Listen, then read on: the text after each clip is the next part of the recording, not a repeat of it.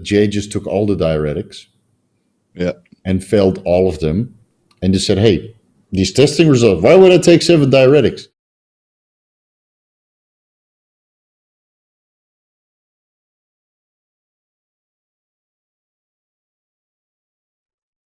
Ramy won the fucking Olympia. Fucking How? I was ready to write him off, but he was proving me wrong left and right. You know, when he walked out, I was like, okay, this is his. I didn't need nailed it. As soon as he walked out, I was like, that's the best he's ever looked. Yeah, absolutely. Like, you can't. That's enough. I just thought that's enough. That's enough. I was like, all right, let's wait until the lineups. Let's wait until the call outs and stuff like that. Nailed it. 9 out of like 12 poses. But I think the only pose he loses was the back double by. No, yeah, I didn't just like the lat spread. That lower portion of his back. Yeah, just and like it was not so detailed, right, compared to Phil and especially Hadi, you know. So, yeah. But fuck man, what an Olympia! Did you watch the replay or the webcast? I watched all of it live. Yeah, me too. So I've not got much sleep. Oh, you watched? I feel like you watched the prejudging also. I watched everything. Oh Jesus! I was up until I don't even know what time. Such a fanboy you were. Yeah, well, I just okay, why not? Yeah, why not? Yeah, I watched the prejudging in the evening, and then after a while, so the first night was like 212 prejudging, right?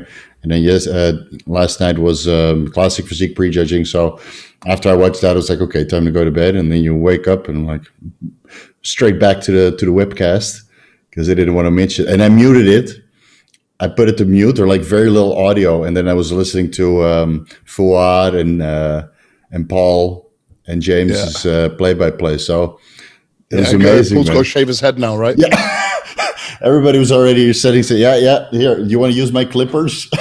Yeah, Bix. Everyone's going to be like mailing in Bix in the exactly. Yeah. Full of shavers and shaving cream. Absolutely. I'm gonna send those guys each message because I want to donate to the same amount. I mean, I paid like $50 for the play-by-play, right? And but those guys deserve some cash also. So I'm gonna send them a message on Instagram. Said, hey guys, it was the best webcast, the best play-by-play I ever listened to. So here's my donation. So let's see if they reply.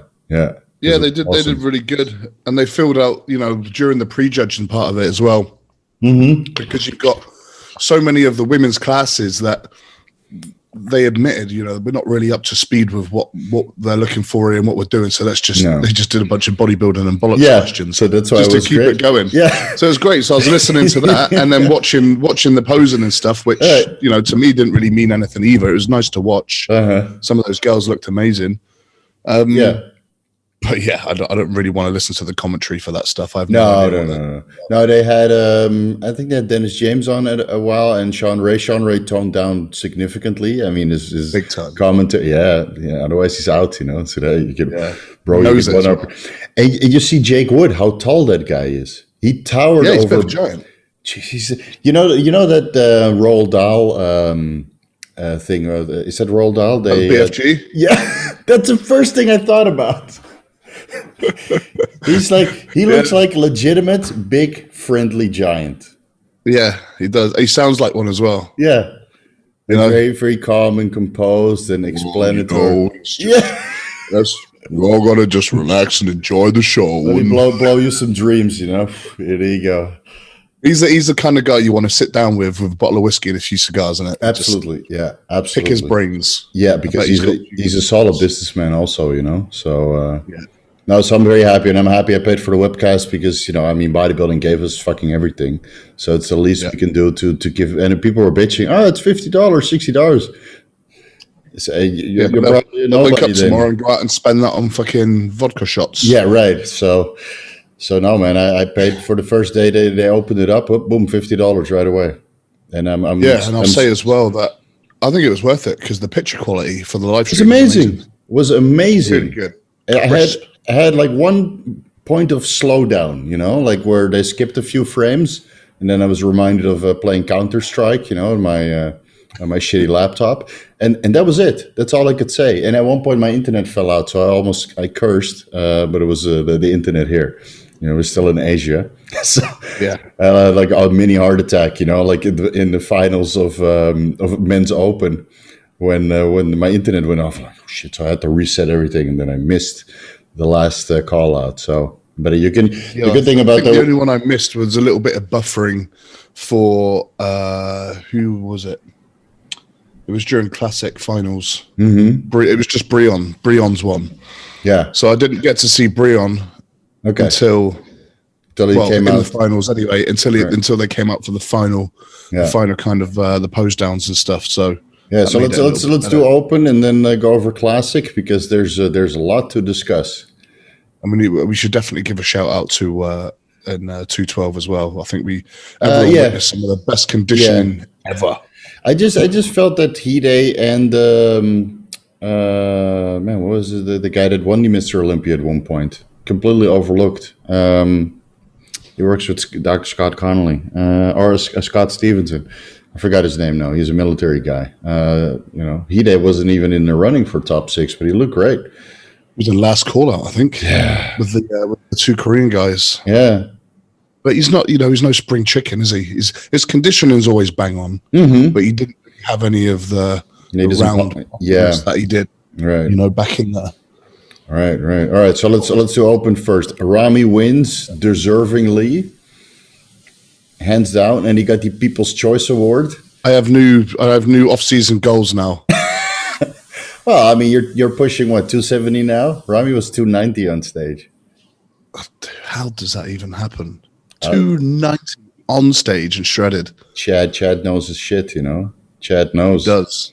I mean, I'm so glad that they got together before the Arnold, so he had that chance to just fine-tune a few things. Right, I moved back to with Dennis, because Dennis always puts his competitor. I mean, Dennis is very hands-on from what I've heard, and just on top, And I know Chad, like in the last couple of weeks, Chad pushes these guys to the brink of death, because he really depletes them over it. Yeah, so you need somebody to kind of, because it's, usually it's like a break or make it to get that next level conditioning. And now this is the first time he brought next level conditioning that wasn't induced by diuretics, because when he was working with Chris, he was very depleted on stage.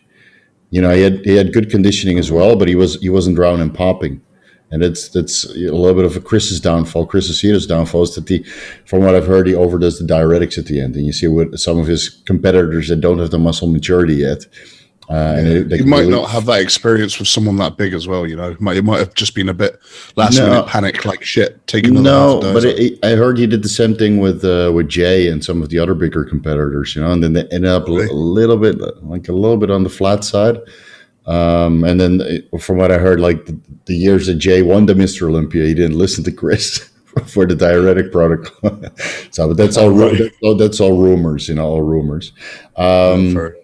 But it's man, Chad really dialed him in, full round, hard, fast, dry, and absolutely, man. Chad, you're the man. Gets the seal of approval and the round of applause from the coach's corner. Yeah, exactly. Yeah. So I think every coach in the world is probably watch that guy on stage that big and in that good of a shape.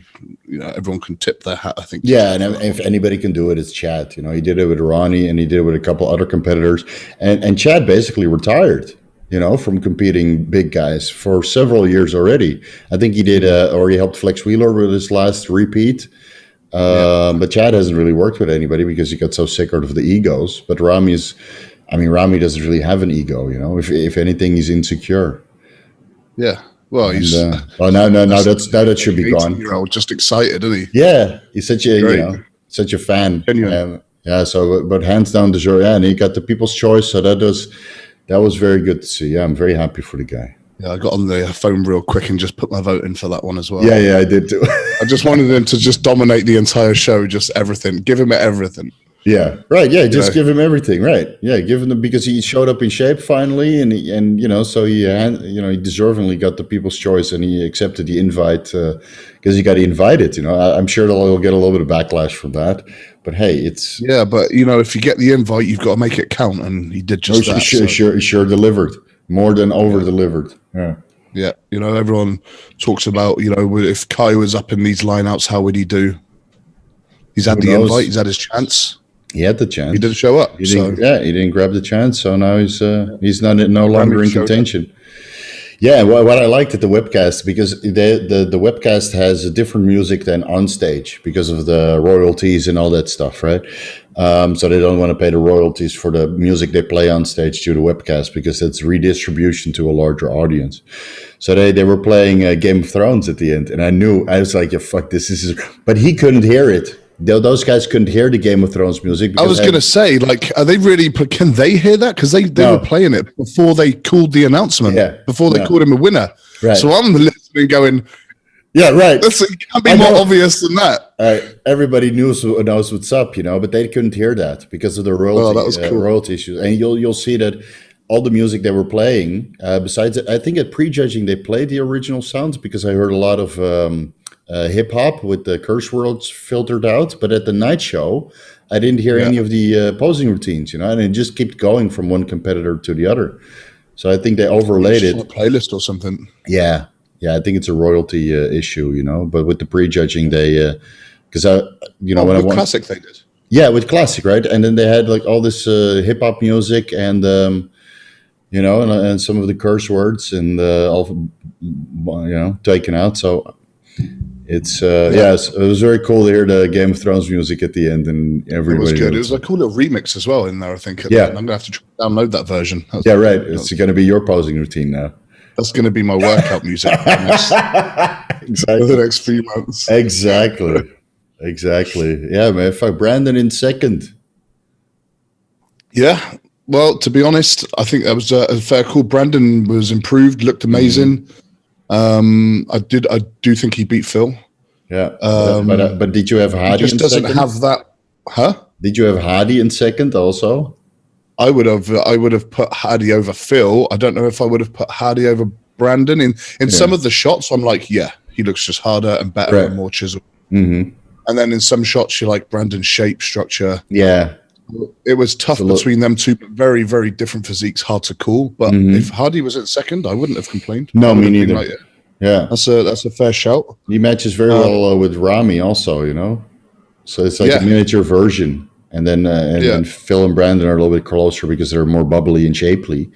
But I think, they'd never give the reigning Mr. Olympia that just lost any lower than second. Yeah, I think that just out of respect sort of thing. So that's understandable. But yeah, I would have been, I wouldn't say he'd be happy to see, but, Phil down in fourth and Hadi up one for sure. Mm-hmm. Yeah. So, but Brandon looked good. He looked improved. Legs still need to come up a little bit. And I feel that his condition is not quite there, but it could also be the skin. Because, you saw the same thing with Terrence Ruffin and Akim Williams, because they're a little bit darker naturally, more darker than other African-American competitors. It just doesn't look as impressive as a guy that's with the same conditioning, but it's got a little bit lighter skin complexion. So how do you get around that? Do you just go full blown with the oil? Do you just go hard with the oil? Like you see with Dexter and Brandon that they put a little bit more oil. Like Phil had no oil; he had no oil anywhere. But Phil's a little bit lighter though, isn't he? Yeah, he looked lighter, significantly lighter this year. But he just missed his mark. He's not as dark as like Akim or Brandon. No, I think he's got a little bit of white or Caucasian heritage in one of his grandparents or something. He's a half breed. Hey, those usually make the best kids, man. Yeah, you got the best of both. Yeah, right. Yeah, or you got the worst of both, but usually it ends up the best, So but I think Brandon in second, I think is a fair call. It's definitely, you stand Brandon next to Ramy and you look at Ramy, you see, I see a Mr. Olympia, I see that wow factor, giant, absolutely. Amazing, Mr. Olympia, the best in the world, like freakish good. I look at Brandon and I'm pretty physique, very good bodybuilder, but I'm not sure if he has that, like, holy shit. I get the same thing. And especially when you stand to somebody like Ramy or Phil, who both have that wow factor. Even when Phil is off, he still has that wow factor. Roelly has that wow factor, but I don't get that wow factor from Brandon. Brandon is like, everything is put together. So he wins by by technical analysis. When you go body part by body part and the flow and the insertions. Besides his legs need to come up a little bit. He would win based on the criteria. He would win. But you put him next to Ramy in shape, and Ramy just makes everybody look like a little boy. I think he will for another 5 or 6 years as well. If Ramy keeps this up and he keeps working with Chant, and he could sky's the limit, better. I mean, the guy, how old is the guy? 35 now? He's younger than I am. Not even that, I think. I think he's my age, 32, 33. And he's only been bodybuilding for 10 years, so his body should be pretty fresh. And you see that with Phil, his body is not fresh anymore. And you see all the micro tears in his lats and his chest, and it just really detracts from the physique. Like, he's got glaring holes here and on one side of the lat, and then the stomach is protruding, and it just shows age. And that unfortunately, physique, I mean, valiant effort coming back. Yeah. I think maybe, I don't know, it's just pretty much him and Hani, I think, and they just kind of go to work on their own, don't they? So I'm not sure if they really had anything. They didn't have anyone to stand next to and compare to, obviously, because of all the COVID and everything like that. And so I think in his mind, he's got that championship mindset, and he's like, no one's better than me. I'm the gift. Yeah. I'm going to bring a package that's unbelievable. But, when it steps up on stage. Yeah, and the problem is Phil in shape 2011, 2013, and but those are his best conditions. Right? It's so phenomenal. If you don't even come anywhere close to that, they measure Phil to his previous wins, and and you see that after 2013 he's just been degressing. Whereas with Ronnie and Jay, Jay had hit and miss. He wins one and then he looks terrible, and then then he wins one again and it looks terrible again. Terrible for Jay, which is still better than 99% of the people out there. Yeah. Right. So it just, the off year, right? But like with Ronnie, it was just getting better and better and better and better and better. And with Phil, he had like a little bolus, and then it's been digressing. So if it's been digressing since 2013, it's 7 years of going backwards, And I think that's his body telling him, like, maybe enough is enough now. Yeah, you can tell by the micro tears in his chest and his lats. And then his conditioning wasn't as crisp as usual, so he didn't pop as much. And I think that's the stomach, like he's not absorbing the food correctly, so it just stays inside. He looks constipated when he walked out. It's like you see the film over his abs, and like he looks constipated again. Yeah, it did look off. No, so it's but it's good that he came back. But he made for a better show. Yeah. No, and he still beat, an on-point Bonac and an on-point Hadi, even though I had Hadi second. I'm not a judge. I think most people would probably agree with you. I think so, yeah. Did you see the post that he made on Instagram? Just telling the fans, hey, whatever happens tonight, just take it, don't complain. Because those Iranian fans, they're fanatics, man. They're fanatics. They'll be rioting in the streets right now about fourth place. Yeah, absolutely. Yeah, absolutely. At the World Championships, you have Team Iran, which is a very strong team, and they bring their entire family out and all the coaches. They got like 4 coaches for the entire team, and they're very passionate. And I understand it's a little bit extreme, but they're super cool. Like at the 2009. Was that 2009? I think 2009 World Championships, when the IFBB split from the WBPF. I went there alone. The entire team was Thai team was backstage, so I was sitting alone in the audience. And then the Iran team was like, "No, your back is too big. You're too big to sit in front of us. Come sit with us." So we were just shooting the shit, for the entire day. Because bro, your lats are too wide. You cannot sit here. You come sit with us. You make a terrible door. Stop. Come sit. So we had a great. Yeah, I know that those Iranians are very, very passionate about the sport, and it's probably their national sport. In Iran. Probably they're die-hard fans. Like if all fans were like that, imagine how good the sport would be. All over the world, if they were all like Iranian fans, bodybuilding would be fucking so respected, like in Holland.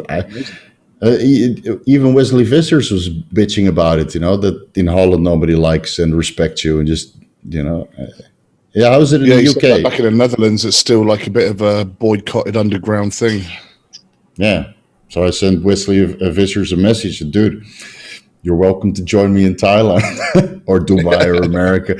You know, you just got to move out, man. Yeah, sell his gym, just move Yeah. over, or just let someone else run it.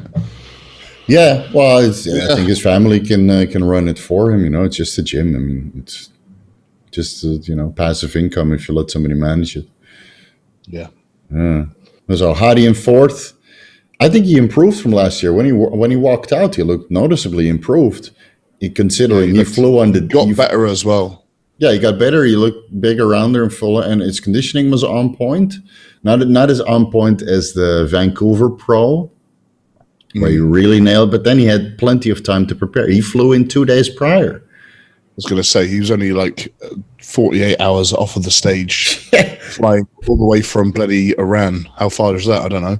Yeah, so they finally got their visa for Dubai in Iran a week before, and then they had 24 hours or 48 hours in Dubai to get the visa for America. And I don't know how much they paid for the accelerated visa service, but I'm sure it was substantial. Probably. And then he flew alone. So the Hadi Parsifal, his best friend, I'm not sure if that's his brother, but they're very close friends. He had to stay behind. And then, of course, Hani Rambod is picking him up at the airport. And did you see that video from last year when Hadi Choopan was at the immigration and they called Hani Rambod and said, "Who's this guy?" And Hadi Rambod almost had a nervous breakdown because he was afraid, he's finally in America and they're not going to let him in. So he almost started crying on the phone.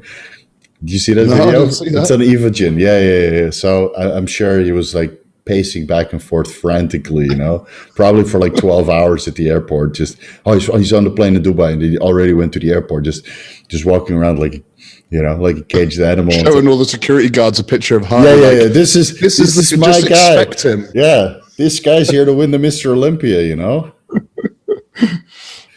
Well, I'm glad he made it here again. I know it's always a mega battle for him to get here. And, he brought a killer package all the way through prejudging. By the end, from the beginning of prejudging till the end, was a massive improvement just in that time. He got so hard. Yeah, right. At the end, he was hard as nails. And you see how he fights at the end, right? He gets really excited, Yeah, that pose down, I was like, he's the smallest dude up there, and no one's fucking with him. Everyone's like, no. Give him a bit of space. Like groping people, do the arms crossed, most musculars. Yeah, going for it. That's all these World Championships competitors, because at the World Championships, it's always every weight class they're like fighting for it. So they're very competitive, but once the show is over, everybody's very friendly. And, and everybody knows each other because they compete against each other for 10, 15 years for the same weight class. Yeah. So they're very, very competitive, those guys, but always in good spirits. Exactly. It's always in good spirits. There's always a fist bump afterwards, isn't there? It's fine. Excellent. Absolutely. William Bonac, fifth. I thought he was improved. I had him over Phil. Yeah, you could make the argument for that as well. You could. Yeah. Well, they're never going to drop Phil down that far, are they? On the comeback, no, and I saw that William developed a little bit of gyno over the last year. Did it? I didn't notice. Yeah, I saw right away. He did. He walked out. Pay much attention to him. Oh, you mean it? You didn't see him in the lineup? Yeah, I saw it. Like he was there, but my eyes were just not on him. You were on Ramy the whole time. It was fanboy. But he was just, just like the top four. Obviously, I wasn't really paying much attention to anyone really, apart from Ramy, Phil, and probably Hadi, and some of the shots where you eyes just go to him and you're like, what the fuck? Yeah, what the fuck? Yeah, and the side chest of Ramy, my God, man, it's ripples. But yeah, I mean, Bonac, everywhere. Like, I don't know.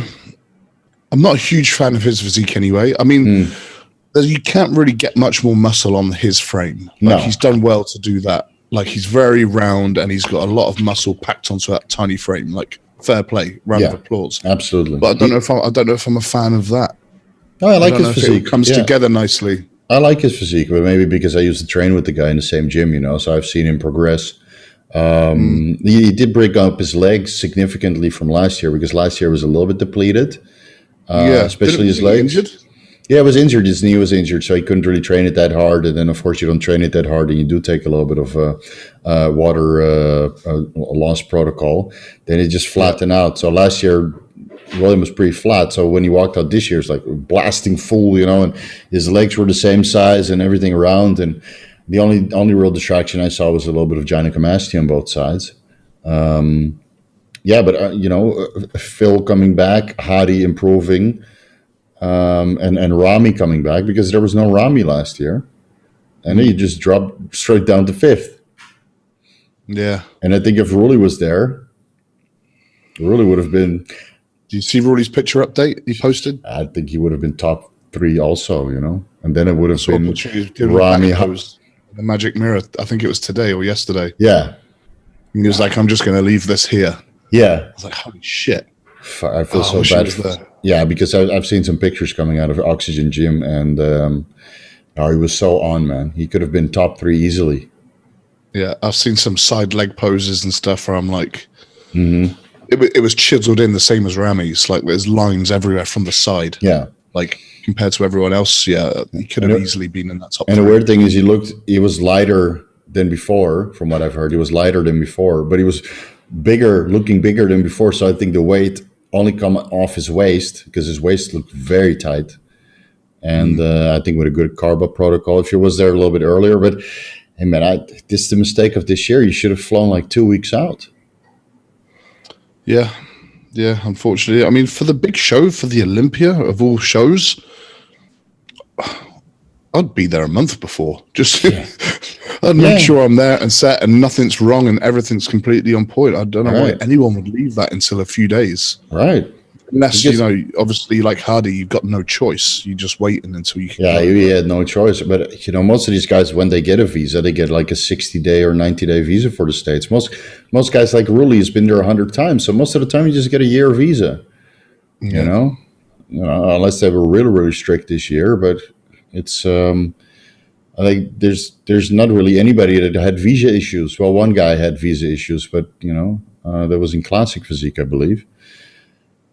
I don't think it's a valid excuse not to go. We had it for like every time we flew for the World Championships, we had our visas ready 2 months out, and the tickets booked 2 months out. And I always had a backup plan. In case one of the luckily that never happened, but we would always have a backup plan. Yeah, I mean, I don't get it. Get it.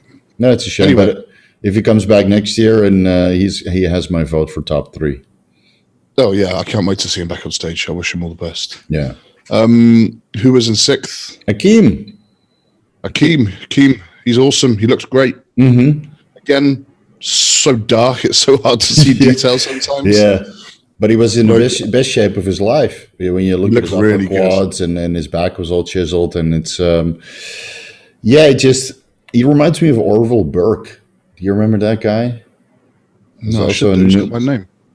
Yeah, right, yeah. So he was African-American from New York, I believe, and he was just, like, everything was just, it's like his muscle exploded from the inside. Oh, I do know this guy, actually. So it's just like, everything's like overflowing, in the right way. Yeah. And, but he never really nailed it on stage. So Akim is the one that really nailed it. Yeah, it looked good, man. I'm happy for him. Top 6. But I always find it weird that with the Olympia, this time they only announced top 5. Like they had everybody on stage, but I would have gone from like, these 4 guys are 16th, or 3 guys are 16th, and then 15th, and just move it down that way. I did like the super post down was great though. Yeah, that was cool. I think they did that just because Dexter, it's his last time. Yeah. Phil probably his last time. A chance for all the new upcomers like your Hunters and all those guys to stand next to their heroes. Right. I thought that was really cool. I really enjoyed that. Yeah. So now I'm not really sure who's Akim was. No, they announced William in 5th, and I'm not sure if it's Akim is 6th because they didn't announce the placing. I'm just assuming based on the lineup that Akim is 6th. Yeah, I mean, I would have. I'll say the same thing again. I would have put Akim in above. I would have put him above William and 5th. Yeah. And Phil. Although he probably looked better and rounder and more complete than Phil. Yeah. Yeah. Phil to me just looks like kind of old. Yeah, he looked tired. A bit old and tired. Yeah. And I hate to say this because he's only 4 years older or 3 years older than I am, you know. Yeah. But he's pushed himself to a whole nother fucking level for. Yeah, with the surgeries and everything, it doesn't help, you know, and then the muscle tears. Yeah. It's, he's on an uphill battle for sure. I mean, yeah. No, I don't think he's coming back either. So no, not after that. No, after getting started. The ego's too big to recover from a third place. Yeah, he seemed okay on stage though. I mean, when he got second, he was noticeably. No, you don't think so? He was holding him back. No, I was zoomed in. I was zoomed in on that guy's face when they said third, and he stood there, and he's just. Yeah, it's hard to like. Do you know what? He's nodding like, yeah, you know, I'm okay with this. Yeah, I can see in his soul. He's like, what the fuck? Yeah. It's hard to like the guy, no? It is very hard to like. That was his biggest downfall. He's not. I think so. Yeah, he's not the people's champ. He's not the people's champ whatsoever. No, at all. Great. You know, there was a time where it doesn't matter. He could have been the biggest dickhead on the planet, and his physique was just that good that it didn't matter. Mm-hmm. But he can't do that now. No, in the age of social media, you know, you still got to meet the fans, and I think there was a tactical. How do you say it? Strategy mistake to play the villain, because he did it on purpose after the Generation Iron video came out, right? And they painted him a little bit as the villain because they wanted a second Arnold. But Arnold was funny about it, but Phil was like, serious. Hate me. Yeah, I mean, they went a different route coming up to this show, though, didn't they? He went on I saw like the last 2 or 3 interviews that he did, like the week before, where he was a bit more like, you know, I've done a lot of soul searching and this, that, and the other, blah, blah, blah. Yeah, but at the press conference, that was not... the press conference started well, and then at the end, he was just like... He was just enraged, you know? Angry, crazy eyes. Yeah, it said, all I saw was Halo testing. That's all I saw. That's the Halo talking, you know? Yeah, it's the last couple of days of Halo. Yeah, right. So, I think Dexter would have been 7th. I'm assuming based on the call-outs. Yeah. I don't know. I think maybe I've got a feeling that Hunter placed above him. Yeah, maybe. Yeah, in the last call-out they had like 7 to 10, right? 7, 8, 9, 10, and they had like Iain and Hunter in the middle. About. Yeah, I think Iain beat Hunter because Hunter started fading. Yeah, Iain did look pretty consistent throughout, and he nails the side shots so dominantly. They're really good. But then Hunter, for someone that young and that complete already. Mm-hmm. I wonder where they placed him, because I feel that Hunter's conditioning got worse and worse and worse, and he just looked tremendously inflamed. Like his whole body is like suffering from inflammation. And I don't know how else to put it. It's like a film of water. It doesn't look like growth hormone water. It doesn't look like flatness because he was blasting full.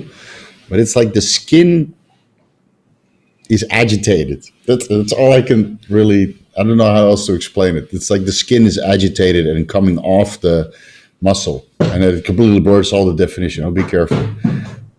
For everybody's information, Aaron is over 120 kilos. So this Chinese desk chair is not... This will be the third chair. This is the third chair this off season. Really? Yeah. You got to get one of these, man. This one is... Yeah, I'm going to... In fact, I'm going to go to IKEA today and I'm going to buy a fucking good one. This one I got at, we got when we moved into the house, we got all our furniture at some outlet store. So I got this like giant desk for like $200, you know, and it's a solid, nice desk. This chair was like $50. Babe, how expensive was this chair? 4,000 baht or 2,000? 4,000 baht. Okay, so $125. But it's solid, you know, and it doesn't squeak a little bit. Yeah, I need to get one like that. I want one with a higher back as well. It looks comfortable. Yeah. If it looks, you can chill out and watch the Olympia. I actually watched it on the couch. If I lean back on this, game over. I'm doomed. Whiplash. Yeah, downstairs are gonna feel a friggin' earthquake. Right. Yeah, you might shatter the whole building. So, so we Iain or Hunter for the 7th and 8th spot. Yeah, I liked how Iain looked. Very thick and full and hard, and the typical nasty hard conditioning from Patrick Tour if the clients do everything he says he does. Yeah, he did look good. The only pose I don't like of his is a front lat spread. Yeah, it's a bit shallow. Very kind of closed in. Yeah, he wants and to. You can't really see his lats, and I think that is that just because he's got shorter arms. No, he wants to show his chest. Create that space. He's lifting his chest up because his chest is not so good. You see that even in the side chest, but he hides it well with his gigantic arms and tiny waist. I mean, he's got a classic physique waist from the side. It's like this. It's ridiculous. It's like this wide, and then those glutes and hamstrings and everything. So it reminds me of Tom Prince a little bit. It's like tiny waist and then upper body. So the side poses, he's phenomenal. Huge shoulders. Yeah, phenomenal. Just the front lat spread is a little bit shallow in the back double biceps and back lat spread. I like the front double bicep. I like that one. He's got good arms. Yeah. I think a couple more years and he keeps improving his back and chest, Maybe he should do a proper off season. I'm sure Patrick Tour will say the same. So just no arms and no legs for you next off season. Yeah, just focus on the big bits. Mm-hmm. Yeah, well, I mean, I think that's where maybe Hunter has the potential to do better over the next few years. It's because he's pretty well balanced everywhere. He can just keep getting bigger and better everywhere. He doesn't really have any weak points. He's just maybe a bit green. Do you know what I mean? Yeah, and it looks like he's been dieting too long. Because he wanted to do like a show and then it got canceled and postponed and then he did, and then he had like 1 week off season and then straight back into I feel it looked better at the previous show, conditioning wise. Yeah. You did look bigger though. It did look, all the muscles improved 100%. I'll have to probably watch back over everyone after the top sort of 5 or 6. Yeah, it's hard to remember again, just to really get a good look at them and have better predictions. But they're all pretty solid. I mean, who'll be up after that? Obviously, Dexter was in there. Dexter, amazing last show. A bit of career. I teared up a little bit at the end there. Damn it.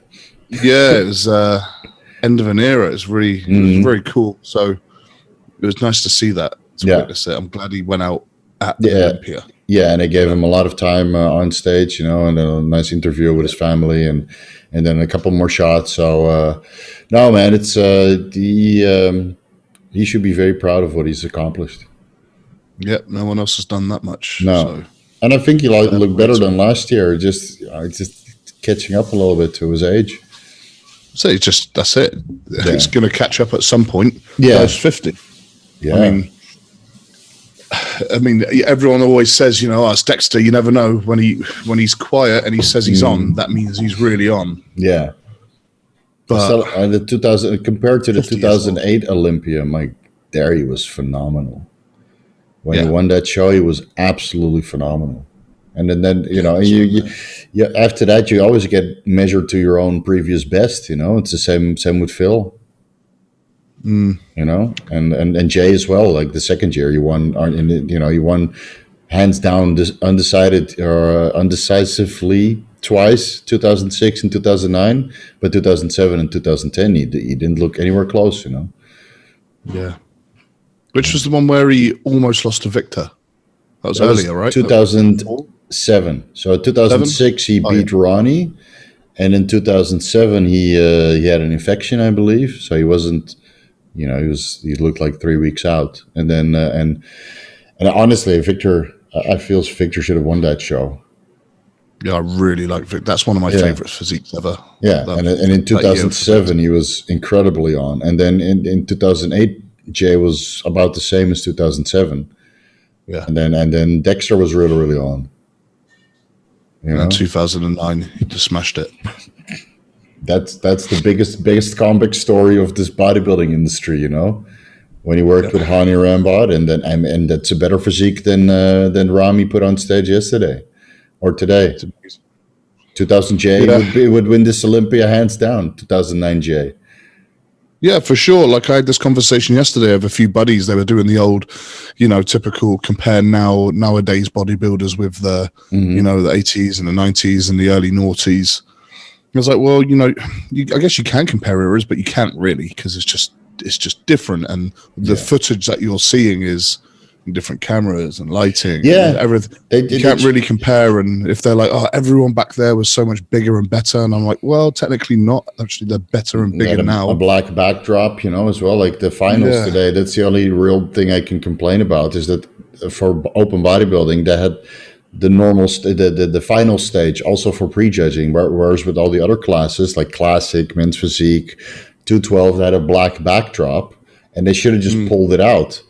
Because it's just a curtain in front of the stage, in front of that or the Rome whatever setup they had. They could have easily pulled it in front. It's a 5-minute job.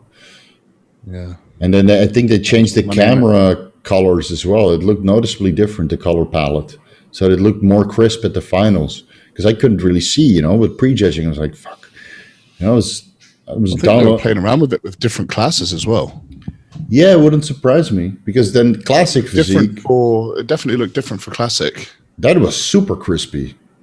But I think it's also because of the backdrop.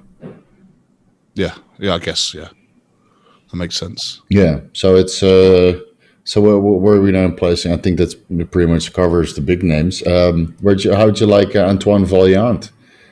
I still thought he looked really good. He just maybe just too much this year, too much in 1 year. Yeah, time for a rest.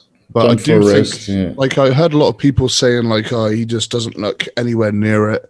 He looks over dieted, or he just looks tired and looks a little bit tired. Yeah, maybe a little bit, but I didn't think it was like, oh my god, night and day compared to the last show. No, do you know what I mean? It was. He still looked good. He's just. This is the Olympia. It's a.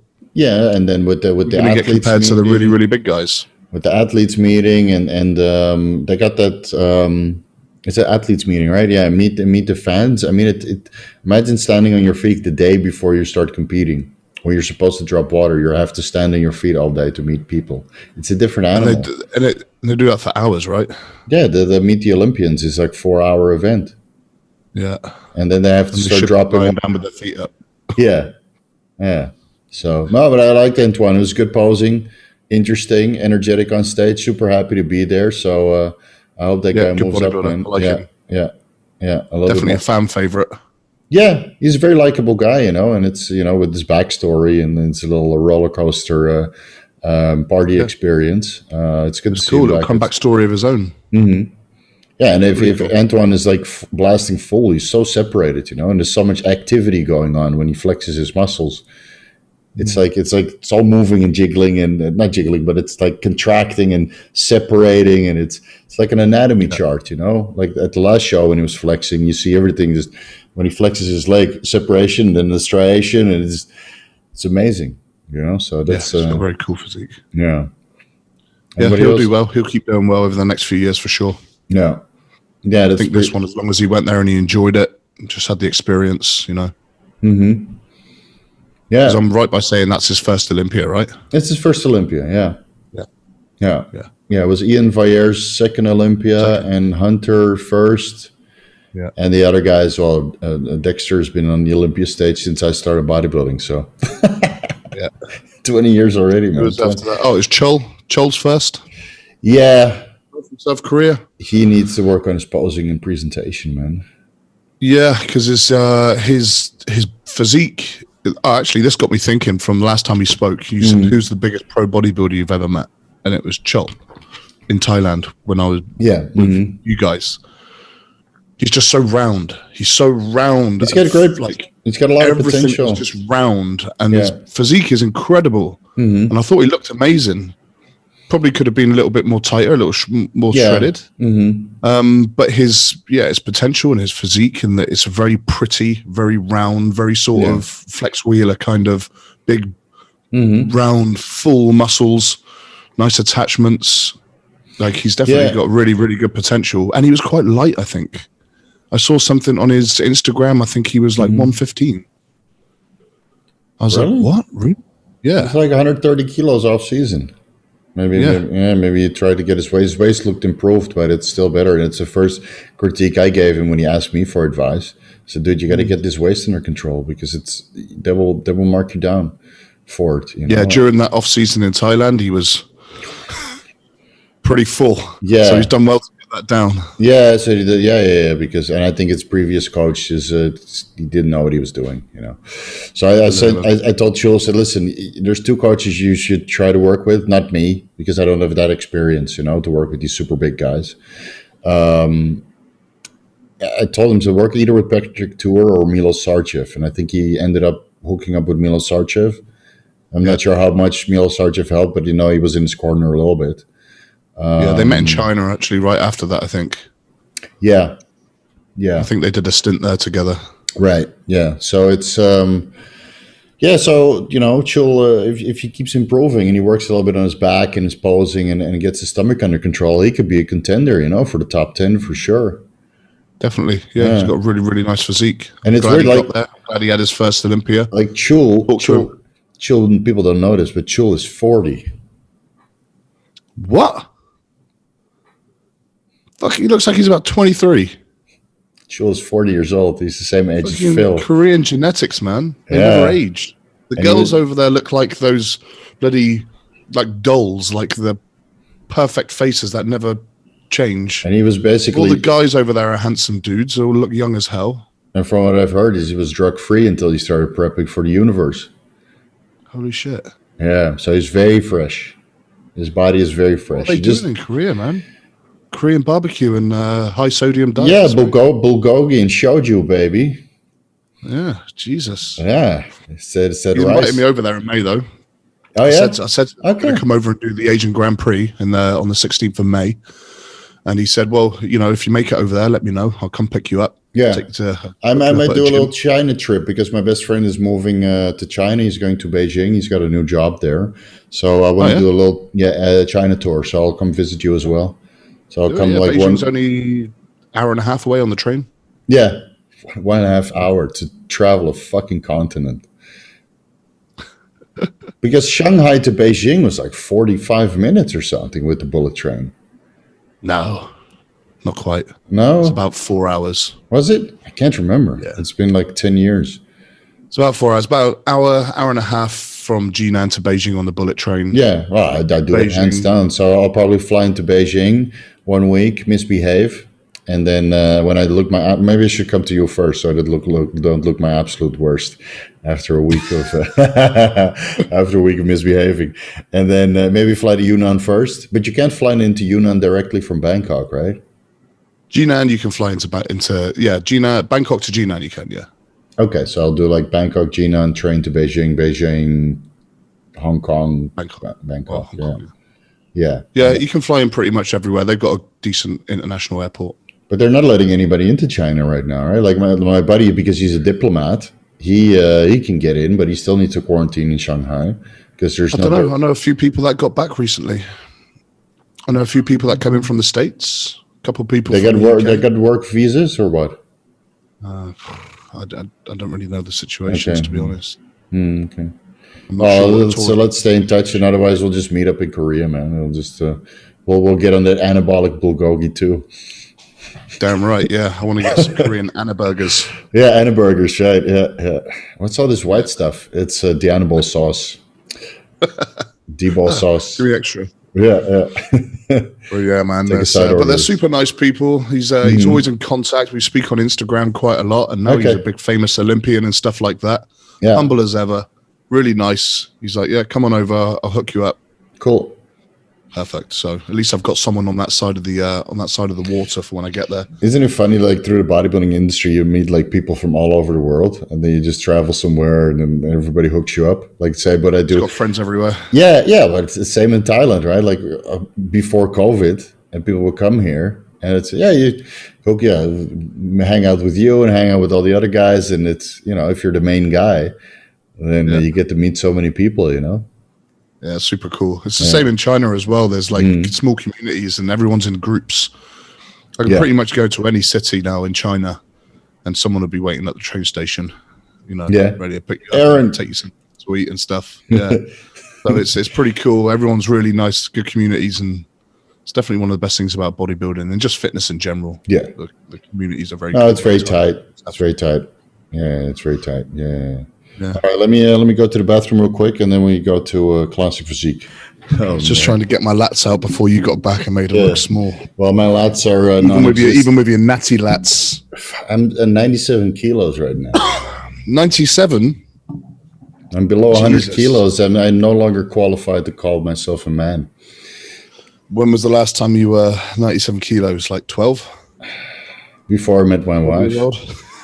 Yeah, well, around the time I met my wife, like 7-8 years ago, I was like 95. And then she started feeding me up, So I like a big guy. No, not really. Oh, shit. No, but you settle down and you get your consistency in, because when you're single and you're not as consistent on your bodybuilding as you are when you're in a relationship. So she allowed me to get over. Yeah, right. Yeah. You get your extracurricular nighttime activities. Plenty of cardio in. Yeah, right. Yeah. So my lower back and quads were suffering tremendously, and my triceps. Yeah. So you don't get forearms like this when you're when you're single, doing drag curls. Yeah. So that's before you built those before you came to China, right? Well, there's also in China. Also in China. I didn't have to use them as much back at home. Yeah, right. Yeah, fuck. Too cold. Well, then I got married, and then it's all right, Yeah, then it's all right. Yeah. So they're atrophying. Let's stop using them. They're too big. They're bigger than my bloody biceps. Yeah, it's getting silly now. Yeah, it's loading all those weights on the heavy machines, man. Quite good in this light. I got nothing. Screenshot. I got nothing. It's not. That's not a bad little bump there, mate. For shit. For some natty gains. Shit, man. Let's see. Blood work next week. So let's see. You think you'll get like a kind of a super compensation kind of effect when you get back on? Like just crazy? People are going to be shocked. Yeah. Have you got it planned out already? Of course. Yeah. I got my cycle laid out, ready to go. All I need is a green light. All I need is those liver enzymes in the green, And then I have to maintain that, of course. I'm not going to go like a million grams of Primo, but I will go back on the old cycle that I was running, and then start bumping on the Primo and recomp, because I'm able to maintain my conditioning pretty well, and my legs actually got leaner, but my waist got a little bit fatter. And I'm sure by the time, like, the whole idea to come off is this: your sexual one binding globulin goes sky high. And then by the time you reintroduce steroids, all the sexual binding globulin is going to deliver all these steroids to tissue through the sexual binding globulin receptor complex. And people say, oh, free testosterone is the best. Yeah, but it's free testosterone in the blood doesn't do anything. If it's in the sexual binding globulin getting delivered to the androgen receptor, then it's doing something. So that's why the newbie gains, because the sexual binding globulin is so high when you're drug free. And then it tapers off. So I have like a golden period of like 4 weeks to completely restore all the muscle that I've built. And I got to keep my cardio in, because I'll gain weight rapidly. 4 weeks, that's your kind of timeline to get back up to what, like 105? 4-6 weeks. Yeah, 110. Boom.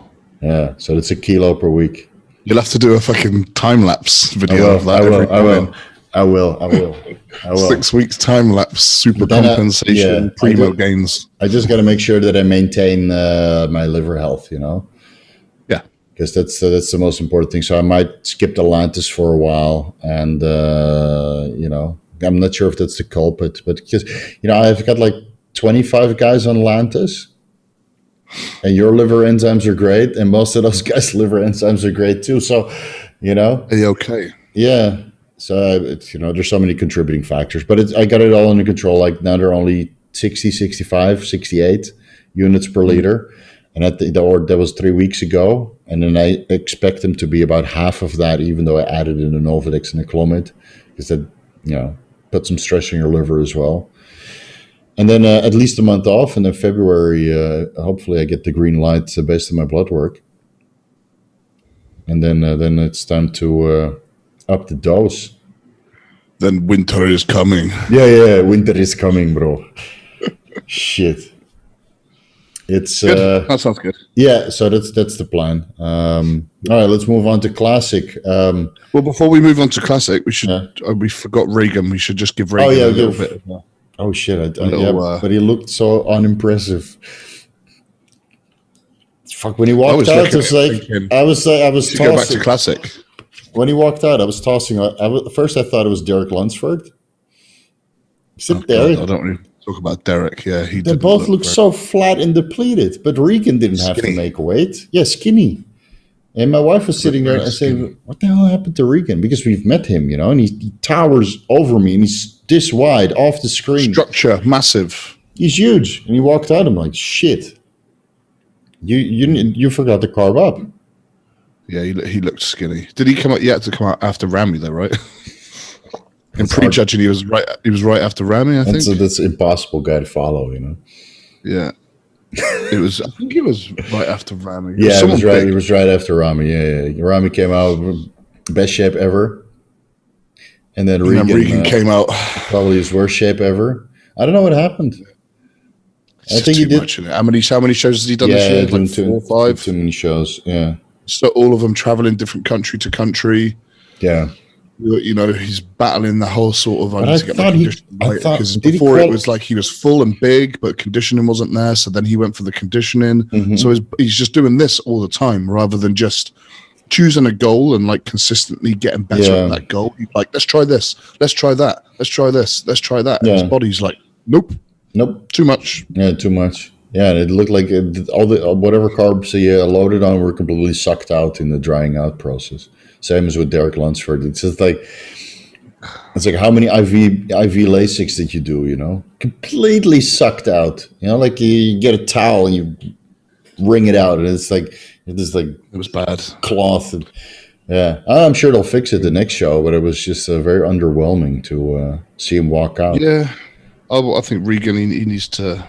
I think everyone says it. He needs another year off just to grow a bit as well. Mm-hmm.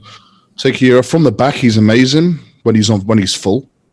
I mean, he could win Mr. Olympia if he, if anybody has my vote to win the Mr. Olympia after Ramy, it would be him, but he'd need to be substantially bigger and in condition, because he was in condition. It was just flat as a pancake.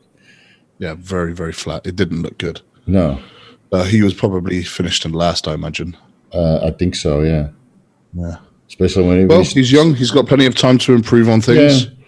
Yeah. I'd just suggest he, go back to the drawing board, take a year off, have a good off season. Mm-hmm. I mean, you see with Ramy, he missed the mark so many times to the point I kind of gave up on the guy, and then he proved everybody wrong. So he can easily do it, and the guy's like 27, so plenty of time. Yeah, and he's successful already and stuff like that. Yeah. He's not got too much pressure on him, so. Mm-hmm. I think he's got plenty of time to come back and be very, very dangerous. Mm-hmm. But anyway, that's the rest of Open. Classic. What a fight. Breon and Chris really got into it. There was for the elbowing. Yeah. I tell all my competitors, man, I said that you never let anybody put somebody else's arm in front of yours. Never. Fair play. Chris is Mr. Nice Guy, but he was not taking a backward step. No, not at all. He was like, this is my stage, boy. Absolutely. And Get out of the way. He looked crazy, especially considering last year wasn't 100%, but this year he was 100. Nailed it. Yeah, nailed it. I just put that in my little group of friends that we were talking about it as we were going along.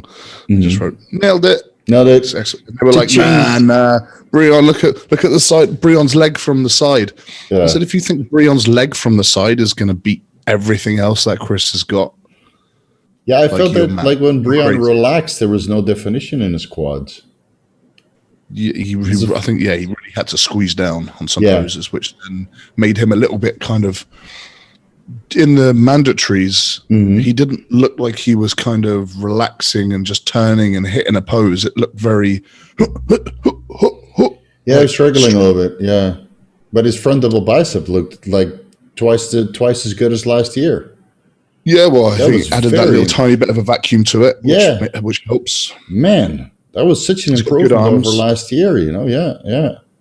He's got very good arms, nice lats that pop out. Yeah. And adding that vacuum in definitely helped him, but I still don't think it helps him enough to...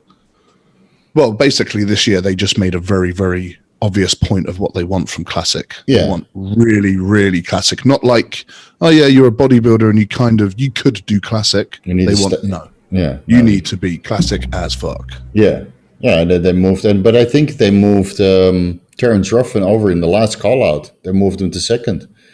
And I'm not sure because I thought he was going to be third. But I was very happy that he got second. I thought, because his conditioning and stuff is amazing. His posing is second to none. Mm-hmm. He's not really lacking anything. He's very, very complete. Mm-hmm. He's just a smaller guy. Yeah, and his muscle maturity is coming back. So yeah, and he's been in this classic game since day one. He's one of the original dudes, right? Yeah. Also 25 years old or something. 26. Yeah, it's crazy. And he started at 19 years old. He started competing, or he was pro at 19 or something. Pretty young. And he looks so hard. Like he looks like he's got a lot of muscle maturity, and he's so young. Yeah, that's a mountain dog training, baby. Yeah, he's very, very impressive. So I'm really happy he got second. And he's definitely more classic than than Breon. Yeah, for sure. Breon just looks like a small bodybuilder, and again, it's the same as with Brendan Curry. If you go by body part through technical analysis, Breon should win. But Chris just looks so nice, and and it's so marketable, and he was in great shape, and he improved his back tremendously. I mean, his front lat spread. Shit, dude. I've never seen anybody improve a weak body part like that, besides Phil. Phil improved it from one year to the next, where his lats just exploded. I think that front lat spread with his height and his build and his waist and everything, and he's got big, good quads as well. When he just plants down, both feet straight, toes facing forward, massive quad sweep, and just boom. Right. Looks so good, right? And it's not even a classic pose, but it like I like that front lat spread too, because you have 3 armpits. You got 1, 2 here, and then the vacuum. So it's like you have 3 arm or in the front double bicep. You have 1, 2, 3. It's when you do a proper vacuum. So no, man, I'm majorly impressed. Yeah, and I think he will keep repeating. I don't see any contenders. They're talking about Logan Franklin. He was in the first call-out in prejudging, but he doesn't come anywhere close. Not yet. Nah, he's a skinny boy. Yeah. Skinny boy. He's got some of these fairly classic lines, I guess. But he's a skinny boy. He's not even close. What's the name of the guy with the fucking hairdo that Shaun Ray was? Lord Jones. I think his name is Brian Jones. He's got a lot of potential. He's awesome. He just came on the kind of social media scene like 6 months ago. Which show was it? It was the last show that he won, right? Yeah. Was it Tampa or something? Or I think Tampa, yeah. And then Shaun Ray flamed him for his do-rag. Yeah, it was that one where Shaun Ray was just talking about his hair the whole time. Yeah. Incredible physique. Shit, and the structure that he have, he could take that to all the way, man. He could take a little bit of better presentation, a little bit more marketability, and there's a lot of potential there. Yeah. He's definitely someone who could possibly give Chris a run for his money. Not right now, not for a few years. Chris is just too good, and he's also so friggin' young as well. He's another one, he's like in his 20s. He could hold that title for a long time because they've decided that he is classic physique. Yeah. So now all he's got to do is show up. Right. Show up. Yeah. He does. Show up in shape. And everyone else has to do the work, Right. Yeah. Where do you think Arash would have placed? Because he didn't compete this year. Do you think he would have been top 5? Arash is consistent. He's very, very consistent. I like Arash, but I don't think he's as classic as a lot of those guys. I would have had him in maybe 4th or 5th, maybe 5th or 6th. I think 4th, because Arash matches quite considerably well with Breon. So it's a similar structure. Yeah, I would say he's more classic than Breon. But then Breon would probably win on just, muscularity, I guess. Yeah, and flow, and he's got a very good flow, I would say, I think I prefer Arash over Alex Caminero. Yeah. I think he's... Yeah, I think Arash missed a very good opportunity here to place in the... Yeah. With George and Keon dropping out. Yeah. And Branch Chen Kang not coming from China. Yeah, he couldn't make it, right? That top 4 or 5 is... Well, I hope he comes back next year and does it, because it's still going to be a similar kind of lineup, I think. He's got a great physique, yeah. But yeah, I think he needs to... I don't know what he needs. Because he's got a little bit of a square waist. I think all he needs to do is improve his arms. But the problem is making weight for Arash. Yeah, because he's quite tall. He's quite big. Yeah, but I think he got an injury, so he had to pull out. Yeah, he's a great poser as well. Well, talking about injuries, where do you think an 100% Flex Lewis would have placed in the Open? Oh, there's a conversation. Let me get a cigar. Hold on. I think he was cursing at the sky, because he would have been. I would always say up until. It's so hard to say, and you can't really say. But I would say Flex has the ability to win any show, anywhere, anytime. Yeah, I think he would be no less than second. Yeah, I could. Yeah, because it's tough to say because you got a Ramy that's on, and he's so big. Yeah. Now Flex has probably got all round better genetics as far as how his physique is put together, and the amount of muscle he has on his frame is mind blowing. But would that still be enough to beat someone just so big? Because even though Flex is so big for his size, Ramy still makes everyone look small. Yeah, but Flex's conditioning is next level. I think with like 10 pounds of stage weight, he would look like a Phil Heath of old. Yeah, I mean, if he brought in that extra weight and came in with like that Shaun Clarida kind of conditioning, then hands down, he would walk away with it. Because I don't think Ramy as impressive as he was, I don't know how much better his conditioning can be at that size. A little bit. His back is a little bit better each year, maybe. Yeah, a little bit over maybe the next his 4 or back 5 and his years. glutes can improve significantly. Like from the front, he was hard as nails, but from the back, he can improve a little bit more. Yeah. So, but do you think the conditioning potential that Flex has way more? Yeah, but you've seen his glutes. Yeah, it's like a cheese grater. Cuts everywhere. Yeah. And then the only problem is that his back disappears or gets smaller because he has to make weight. Yeah. He looked like he was completely off cycle when he was on stage. He looked like he had the same face I was, Flex was like super slimmed down, and the beard hides it a little bit. But normally, Flex is like, and his forearms like fucking exploding. He probably comes from the same town. You come from the same town as Flex Lewis or what? No, he's from Wales. He's like hour and a half away. So I'm at the bottom of England. So you got Wales here, and I'm like here. Quick drive. Okay. Quick drive. Yeah. So maybe that's the former genetics of that. Yeah, we're all like country boys down our way. So we've got big. I don't know. Maybe we were all born throwing bales of hay around. So we've got these hay baler, like we're all built like forklifts. Right. Yeah. Exactly. Exactly. Yeah. Shit, man. Okay. So I think Flex would have been pretty high up in this lineup if he was, well, I mean, has Flex ever been off? It's not even a question, No, it's a great conversation to entertain, but you can't what if? What if? I'm sure next year will be very exciting. If he comes back, I hope he can fix his shoulder. I hope so. Yeah, I hope so because he's awesome. Yeah. Let's move into 212. So where did we end up with then? We said Arash probably would have placed maybe in there in the fourth somewhere. I think so. Lord Jones, everyone outside of that. And the rest of the guys I don't really follow Classic besides Breon and Terry Ruffin. Sorry, but I like all the physiques though. They look great. I watched the entire prejudging and it's very impressive. Yeah, there were maybe 2 or 3 there during the prejudging, which I thought really ready. But it doesn't matter. No, it doesn't matter. I mean, 25 guys, so pick and choose who you want in the top 10, Yeah, exactly. No, there was some very good physiques in there. So 212, Shaun Clarida. What the fuck? No, I'm happy. I'm happy for the guy. I mean, he walked out like a true champion.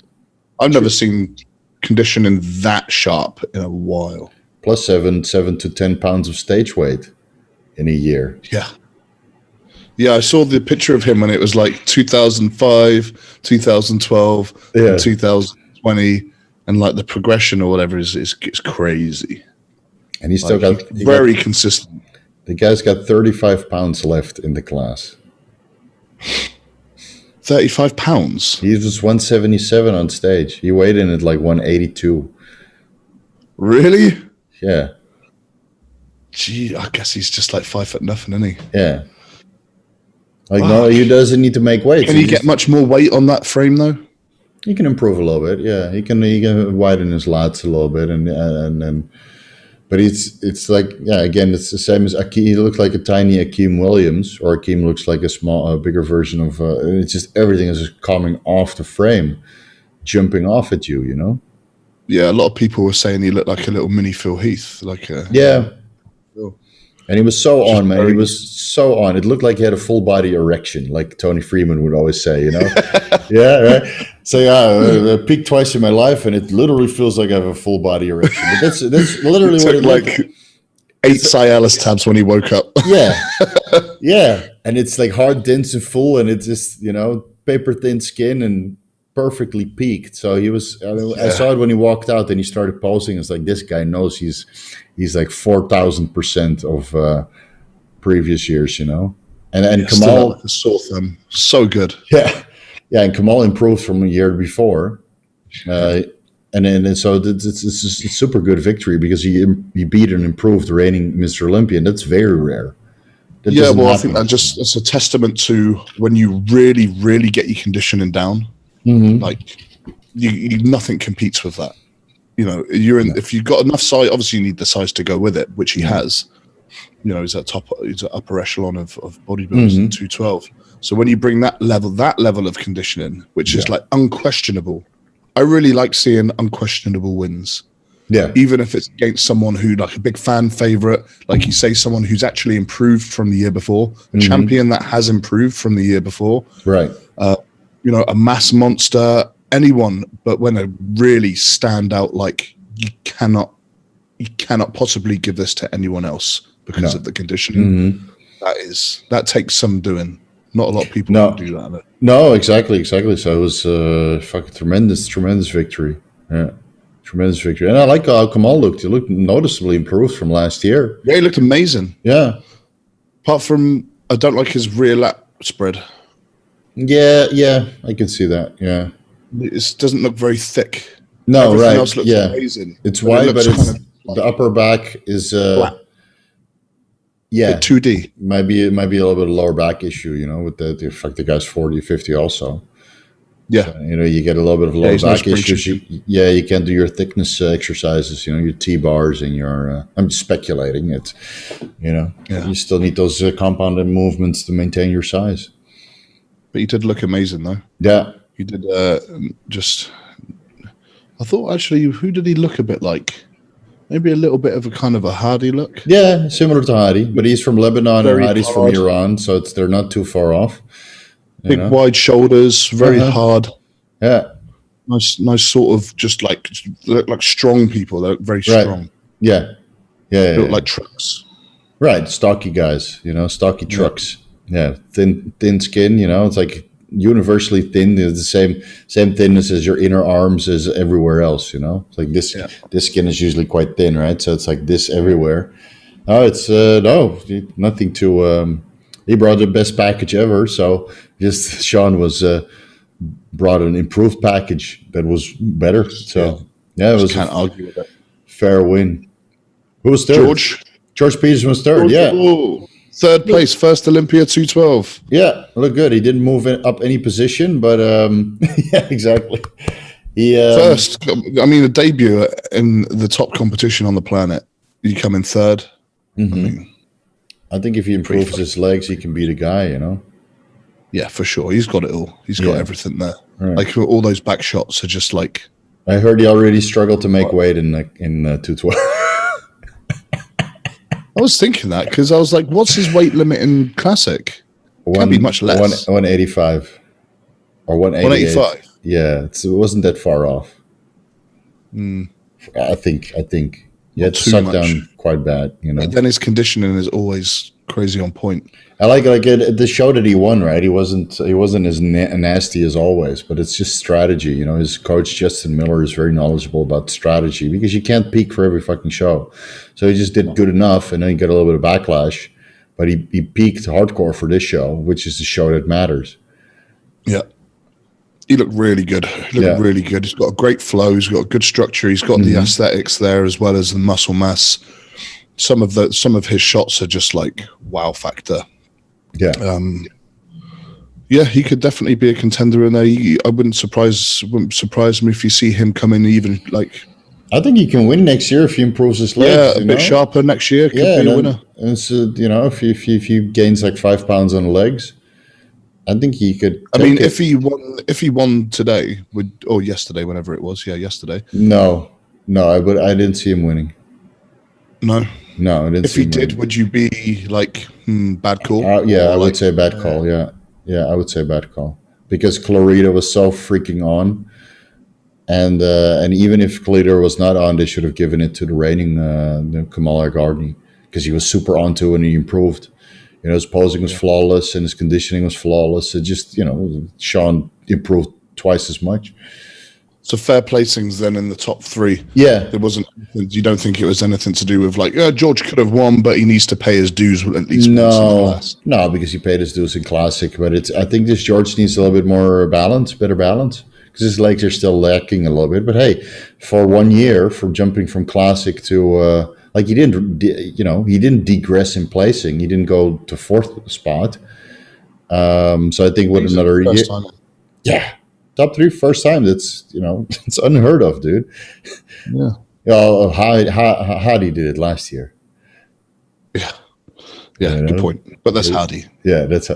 George is good too, These guys. Do you know who Hadi reminds me of? Mm-hmm. You ever watch the Hobbit movies? Yeah, but which one? Oakenshield. Yes. I thought it was actually him at one point. Yeah. Is that the guy? Yeah, that's very true, right? Thorin Oakenshield? Yeah, Thorin Oakenshield. Yeah, I could see that. Yeah, if he grows his hair. Image. If he grows his hair out a little bit, gets a little axe, and then if he's not dressing up like that for New Year's Eve, someone needs to have that's his Halloween costume. That's his Halloween costume. Cosplay Halloween shit. And they're both he's just as feisty, on stage. Because Oakenshield loves a battle, from the Hobbit movies. He's like, yes, let's do this, Yeah. So you got the BFG and the Oakenshield. Sorry, Hadi, I don't mean to call you a Hobbit. No. All the Iranian fans just all the Iranian fans just unsubscribed and disliked this video. Hey, Oakenshield was a badass, so it's a compliment. Badass. Yeah, total badass. So, King of Kings. A couple ones I wanted to throw by you because that covers us for 212 Classic and Open. Overall, I think an amazing Olympia. We got to talk about Derek. I didn't really want to. He needs to change coaches, man. Everybody's been telling him. Do you know where I think it started? Hmm? Did you see his hostile interview? He's so arrogant, Did you see the comments in that video afterwards? No, I don't read the comments anymore. I can't deal with it. Well, every now and then, from one of the videos where it's like that, where it's like the whole time he was like the self-righteous Captain America, arrogant. Yeah. Attitude. He is a bit of a dude. What's he trying to prove? Like, just chill the fuck out. He is a bit of a Captain America. In the comments, no? Huh? He is a bit of a Captain America. Yeah, but not as likable. Yeah. He didn't save anybody yet. He's not worthy. He is not worthy. No, he wouldn't be able to. He wouldn't get the Thor hammer. Yeah. No Mjolnir for you. He is not worthy. Just wears the suit. But I don't know. He's got a really weird, strange attitude, and he got lit up big time in the comments. And I'm wondering if he got a lot of backlash on online. And I'm sure. Yeah, his attitude was off because I heard he didn't bring it at all. I heard some of the other competitors pulled him aside the first or second Olympia. Said, "Hey, dude, you can't act like this." Yeah, you've been a dick. Yeah. And it's on the stage and off stage, because on stage he looked humble yesterday, but he knew he was so far off. So again, it's like, somebody squeezed him, took out the carbohydrates and sodium in the water, and there's no muscle maturity left to hold on to the muscularity. Because he looked so improved. He was on straight away. He was on the outside, and then he got pulled out in the second call out. Mm-hmm. And moved to the outside of the second call out, and I'm like, shit, how far down are they going to drop him? I'm surprised he's in fourth, dude. I'm very surprised. I had I had Ahmad Ashkanani, even though it's not as pleasing, way over him because he was in shape, he was improved, the quads came up, and he's hard, nasty, dense and full, you know?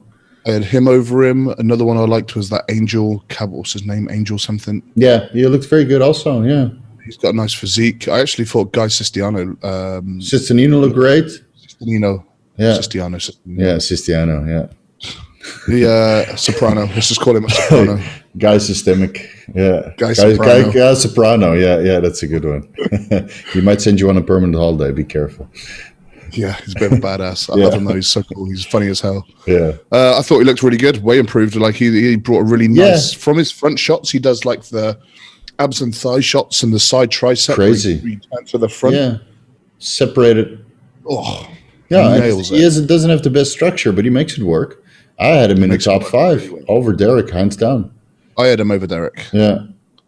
I definitely had him over Derek. And he's got the genetically nice shape, but he didn't use it at all. He wasted it. Did you see the picture difference between Derek in pictures and the live feed? Like in the video, it looks terrible, like soft and saggy, and then in the pictures he looks somewhat okay. And I wonder if he gets the ego from the pictures and not from the live feed. Like, I look good here. Maybe. Because the live feed was crisp. Yeah. And when he walked out, I'm like, what? Who's the skinny boy?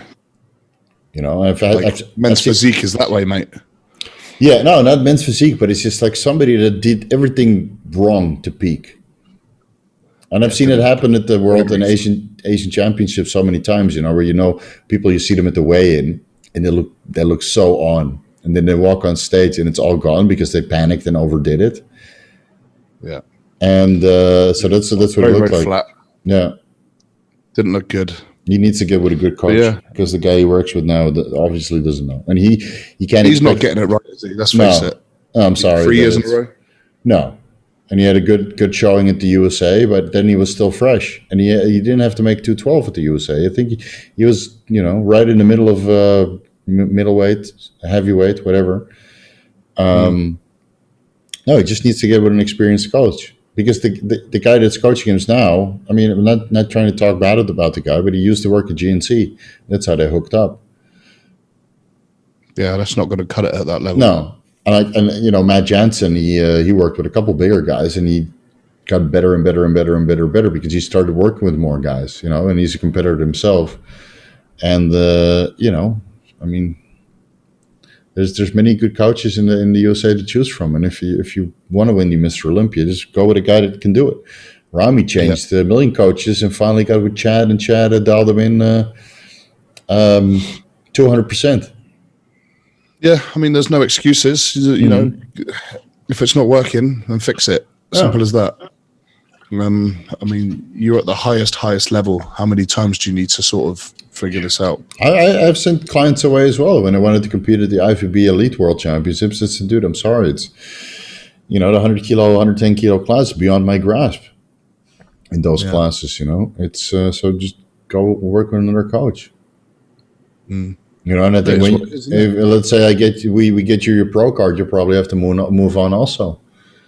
Well, I imagine we'll try maybe give you a bit of experience at that right. With someone big and heavy at the pro level. I'll be in a good position to because everything you need to know about me, what works and what doesn't. Right. Or at least we're going to keep learning that as we go along. I mean, it's such a high level, the pro league. If a situation comes along where I end up, trying some very high level pro show, then the chances are what I would do is hire a Patrick Tor or someone like that, right? And then I would just have you two talk to each other. I'd talk with if you've been with a coach for since your amateur days all the way up to your pro level, really need to just Aaron cheats. Go with the other one. Aaron cheats on his diet all the time. Good luck. No. Dairy Queen whore. Dairy Queen whore, And, sure, you've got lots of metformin ready. Right. No, stock up. But it will be, like everybody's got their expertise, right? And I personally, I wouldn't feel comfortable maybe coaching anybody into a pro show I know the world championships, man. I know that like the back of my hand, and I know what they're looking for. But with a pro show, it's I think a third tier pro show I'd be able to do. But if you win that show, I would say, dude, Or what if you nailed it? And then all you've got to do is repeat. Yeah, that's true. That's true. Well, let's see what happens. Because I'm not going to be jumping into no New York pros for the first bloody pro show. No?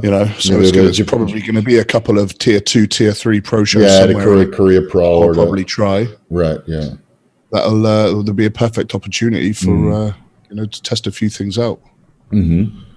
And if you're not 100%, confident of doing it, then we'll just bring someone else on board to work alongside. Exactly, yeah. That's what it's all about, isn't it? Sharing and learning from other people and exactly. See what these guys, these top elite level dudes have to say. Mm-hmm. I mean, I know exactly what they're doing, but it's it's just at such a different level. And like you as a client, I want you to succeed at the highest level also. So if I feel like, okay, I can get you here, but there's a next level, okay, maybe move on to another guy, and I'll be in the corner regardless. Well, I think it goes for the same way as like athletes moving up through the levels and getting higher and higher. It's just coaches. At some point, they had an athlete where they had to take that next step up and decide, okay, I'm this level coach now. And when you look at Chad or Chris out there, and with the highlight, the cream of the crop gurus, they got 20 years worth of experience on me. I've been coaching for 10 years. Those guys have been doing it for 30. Yeah, but they're still, they started somewhere, didn't they? That's right. Well, let's see how far we get. Maybe you don't need to jump coaches. I've got to get pro card first, mate. Yeah, pro card first. Right, let's not get too far ahead. One step at a time. One step at a time. All right. We'll get it. You wanna talk about Dante Trudel fanboying on you hard? I think we should close. I think we should close off the show with that. Secret. I'm part of a secret society now. You're not allowed to tell anyone. Me and Dusty are going out for beers on Sunday. Oh shit! Yeah, I'm joking. Yeah, but you're the true or what is it? The DC approved guy in China now. I got a good thumbs up. I'll just say that I got a thumbs up from the man himself. Right, it's a good level. It's a good shovel of motivation in the wheelbarrow of gains. All the messages I see is that Dante is very excited when you post the video. Yeah, he was pretty happy with progress and stuff like that, and so he's a very nice guy. He sent me some nice encouraging words, and I'm very, very happy with that. Yeah. Oh, you should. You worked hard for it, so it's you don't get a compliment out of Dante Trudel for free. That's for sure. Yeah. I was very, very happy. Mm-hmm. Did you watch his latest little mini series he did with Dusty and Dante? Yeah, watch it. Interesting. Just in the sounds. You just close your eyes, listen to the sounds of the gym. Everything's squeaking and rattling, clanking, and. Love it. Good. Yeah, like Dante's got so much knowledge, but he never goes out on social media. Like he writes, he's like one of the older generation, so they like to write on the forums, and then they go into arguing and blah blah blah. And it's a huge waste of time, in my opinion, because you can just record it in a video and then just put it to a much larger audience in public. I know it's scary. The comment section is brutal sometimes, but you get used to it. Like in the forums, you get flamed all the time either, but you knew these people, right? Like everybody has their username, and then they're not anonymous anymore because they post pictures as well. But those forum days were brutal, man. So, but YouTube is a good. Well, he's busy as well. He's very busy. He's very active in the kind of behind the scenes with a lot of things as well. I think so. Like every now and then he'll drop a message and be like, "Oh, my bad, been completely off of the." Yeah. Oh, he's a businessman. Like 3 days working, so he's got a lot of business. True Nutrition is one of the more popular supplement brands amongst the bodybuilders. I wish I could get that here. I'm gonna have to try and figure a way of sourcing that over here because he's got some. I'm reading about some of his products. You can make an account at shipito.com. So it's a shipping forwarder in Nevada and California. They have 2 warehouses. The problem is the shipping to Thailand now is $60 for a small package. So that's if I just want to order some up on a bunch of this stuff. Well, if you want to order some high-brand cyclic dextrins from Dante, by the time it arrives in China, it will be like $200 for a package. Yeah. Fucking China. Yeah, this is the life we chose. This is the life we chose living in Asia, man. Well, it's the life I chose because hopefully, eventually for a lot of these companies and a lot of these products, they need someone well established on the ground here to be the guy, to be the importer, the middle guy, that sells, that organizes, brings the stuff in and gives it to the distributors here. There's a few guys that do that here with like the typical brands, the supplements brands, but there's still a lot of brands that don't have that accessibility. So, Dante, give Aaron a call. Yeah. Dante, Derek as well, more plates, more dates. I wouldn't mind getting his gorilla stuff over here. Yeah, we're working on international shipping now. So he's shipping big professional, like the really big popular brands that everyone knows about but can't get, like your Rincon ones, stuff like that. They all need distributors. Distributors in China because the market here is ridiculous. It's huge. It's fucking huge. And the few companies here that are selling and have managed to get a foothold here are making a fortune here. Yeah. So I'm sure the rest of the companies are just, waiting for an opportunity. I don't know. Yeah. Thailand, they don't really have money for it. The supplement industry here is not big enough to warrant importation. I looked into it already to see if I could distribute for some of the companies, but it's, with the FTA and all the, the drama here, it's no. All the paperwork required, it's not worth the effort. Yeah, I think it's probably going to end up being a lot of work, but it could be fairly lucrative. Yeah, it's a big project. Because I know the next project. First project is get the pro card. Oh, one thing I wanted to ask you back onto the Olympia. The whole Shanique grant. I think that was justified because she was off. You just think it was they just chose more condition? Yeah, because the year before she was more conditioned. But the weird thing is with women's physique is that they always tell the girls don't come in too conditioned, don't come in no shredded glutes, and then they come in a little bit softer, and then they're not rewarded for it. So I think they just handicapped, and they did that to Irish Kyle a couple times also. I said, hey, listen, you're too big. And they say Shanique Grant's bodybuilding, but she's like half the size of the female bodybuilders. Yeah, she's got amazing structure and amazing, but she doesn't have to. She doesn't have the blasting muscle bellies of these open female bodybuilders. They're twice her size. I don't understand why they would say that. So I think it's because she came in a little bit softer that they gave it to the girl that was a little bit harder. Even though I would prefer Shanique Grant to win. Yeah, I think she just looked better in general. Yeah, and Natalie Coolno. Third place. Yeah, it's a repeat as last year. She looked noticeably improved, but the first place girl was very, very good as well. So I just had her in second, but I think they rewarded conditioning. Yeah, it's a weird one. Well, it's weird because it wasn't like standout conditioning. Like it wasn't like Shaun Clarida conditioning. Like, okay, you can't question that. I think they just, these athletes, they get measured to the standard of last year, so they need to look improved. Yeah. But the problem is if you get in a little bit softer, and maybe she was told to get in softer, then on paper she's improved, but visibly she's gone backwards. Yeah, that's what Paul said. She's being judged compared to herself. Yeah. So that's why you always need to improve or at least duplicate. And they're trying to get away from this. You came in off and you still won, because that happened with Ronnie and Jay and even with Haney a couple times. But when Haney was off, it was because of the drug testing. Like a couple of years, she was like it was like drug testing at the Mr. Olympia. So didn't they get done one year? Didn't they test with diuretics or something? Yeah. Jay got caught at the 2001 Olympia for. Wasn't he technically disqualified or something? Yeah, he fought it. And what I think happened is that Jay just took all the diuretics, and failed all of them, and just said, "Hey, these testing results. Why would I take 7 diuretics? And you just have to take like a minuscule amount because they can't check the concentration." I discussed this with some of my athletes as well. So why don't we take everything, and just and just fucked up the test because they got a laundry list, right, of all the steroids. So you just take a little bit of everything and say, you failed on all the steroids. How the fuck is that possible? I wouldn't take all the steroids. And they can't. So there's like a little bit of nandrolone, a little bit of masteron, a little bit of this, a little bit of that, you know, and all the fat burners and all the diuretics. Just take a little bit of everything, and then you just fight it. You know, I think you know, or he didn't take any. That's what John Jones needs to do in the UFC. Just take. He's doing it all wrong. Yeah. A little bit of everything, mate, and you're good.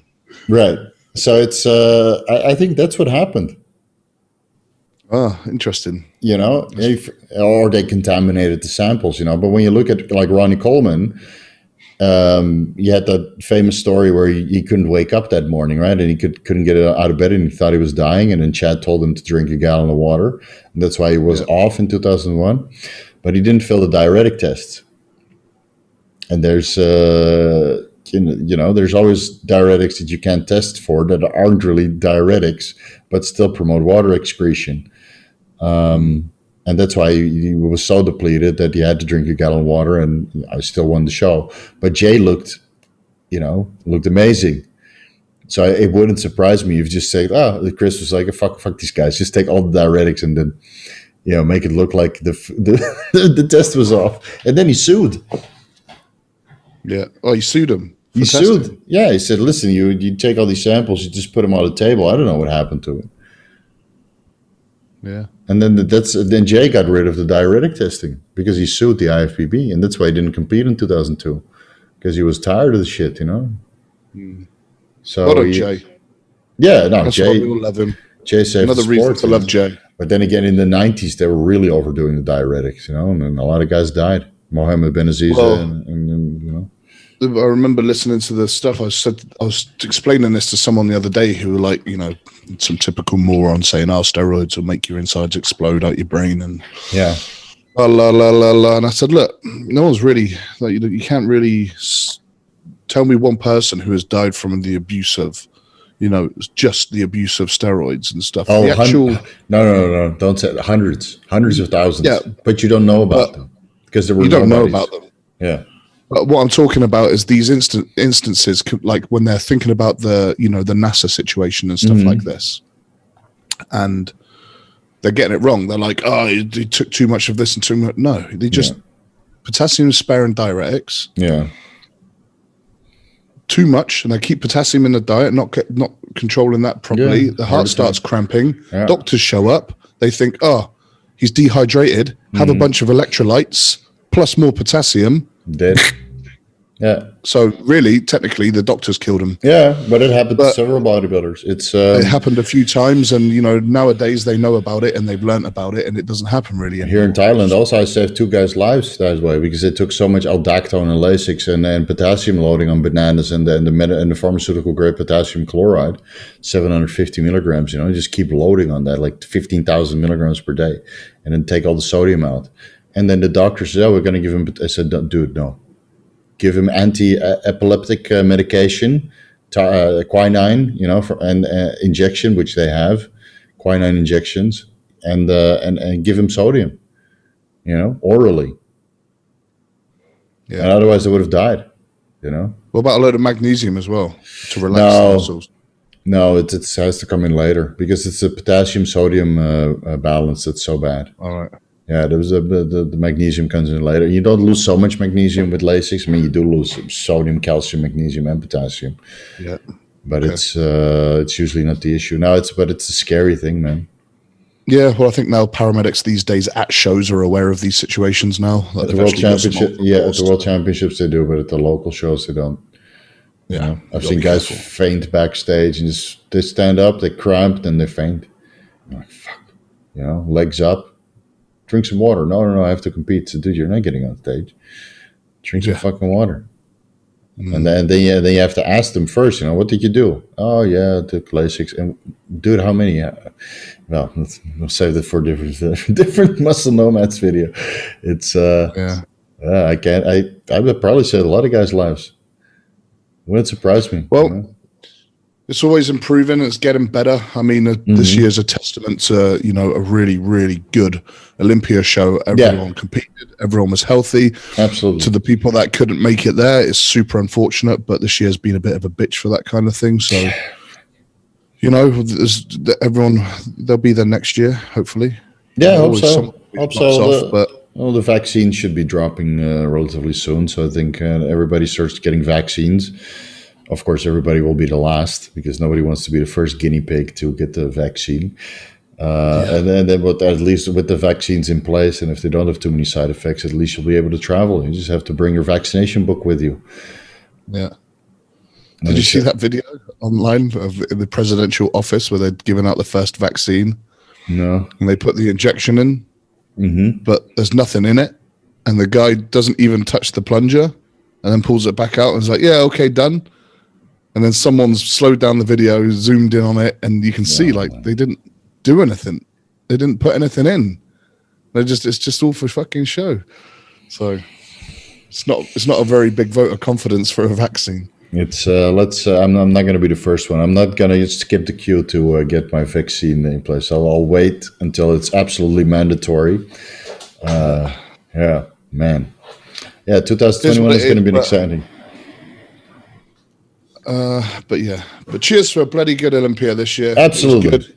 Absolutely. Congratulations to Big Ramy. Amazing. Great show. Absolutely. Jake Wood, Dan Solomon, all the IFBB, all those guys, how they pulled this off, I have no idea the amount of work that went into I don't think they slept. I don't think they slept. I mean, Jake and Dan looked like ready to fall over on stage, you know? No, I can't even imagine what they've been through the last few weeks. No. Well, since they had to change the venue, you know? Yeah, and it's not even a case of just shifting the venue and we need to move. We'll just put a bit of a half-ass show on just so we can do the show. No, it wasn't a half-ass show at all. It was and the webcast was the best stable webcast best ever. Quality. Yeah, nailed everything. Absolutely, man, and good camera angles also. That is, a little overall, maybe a little side angle and a close-up, and then back to the overall, so you can actually compare at home. Yeah. None of these weird camera angles, So it was a very good production, well worth the money. Absolutely. I'm very happy. It was really, really good. Really, really good Olympia. Super happy for Ramy. Everyone brought it. There was only it was good. Pretty damn good, consistent Olympia. Yeah, most guys were on. Last few years. Yeah, most guys were very, very on, except for Derek and Regan. Those guys were pretty off. Everyone else was bloody impressive. Absolutely. Yeah, man. You want to close a thing off with your hamstring injury? Oh, it's all healed, mate. It's all healed. So I get this message. 2 weeks. A message from Aaron. What was it? Monday morning? Was it Tuesday morning? Yeah, Monday. It was a Monday, and it was about 12:30. I just finished the class. I get a message. I tore my hamstring. I'm like, oh fuck. Yeah. Just one message, I'm breaking up with you. It's a message like that. Oh, it's not me, it's you. Yeah, it's not me, it's you. So you're blocked already before you can reply. So I sent you a message hey, what happened? Yeah, I did sprinting. So you want to tell the story? Yeah, so when you're 120 kilos, you probably shouldn't sprint much, especially not outside in the winter when you're not really fully warmed up. It's probably not a good idea. So you went Ben Johnson, 3 steps and then hopping along.